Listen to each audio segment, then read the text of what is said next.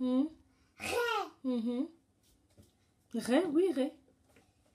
When I made my discovery that the white keys and the lines of the staff are a single, symmetrical system, I thought it would change everything. This discovery connects sound, duration, and visual perception into a unified whole. Music is not a collection of scattered signs, but a coherent structure where every element is essential. I believed this knowledge would transform music education, but instead of joy, I was met with cold silence. Teachers and colleagues turned away as if nothing had happened. It was easier for them to close their eyes than to admit their methods were failing children. They continued teaching children to see notes and keys separately, not realizing how this shatters the perception of music. They hide the truth behind familiar methods because admitting something new would mean admitting their own mistakes. I thought the truth would break through, but I only heard silence. People didn't want to see the truth that would shatter their old beliefs. It was terrifying.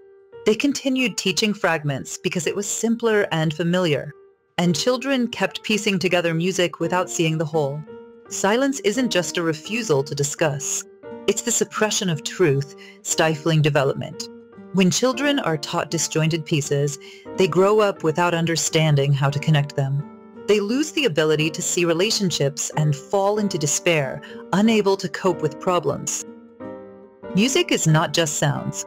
It's a way to develop the mind and soul. If taught as a set of separate elements, a child loses that connection. They lack a sense of symmetry, of wholeness. But instead of accepting this, the system chose silence.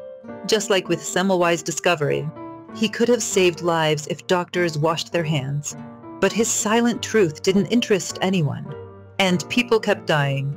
If then, the fear of change led to death, today, silence leads to the spiritual death of children. We are losing generations. Generations that could think holistically, that could understand the world and create something new. Instead, children grow up confused, unable to handle difficulties, not seeing a way out. My discovery is not just a teaching method. It's the key to developing children's intellectual and spiritual abilities. But if it's silenced now, it's not just a mistake. It's a crime against the future. I'm not asking for recognition. I'm asking for this truth to be given a chance. For children to learn harmony from their first steps. To see the whole, not just its fragments. Today, it's not only my discovery at stake. It's the future of an entire generation. The ability to see the world as whole and harmonious. Don't let this truth drown in silence and fear again.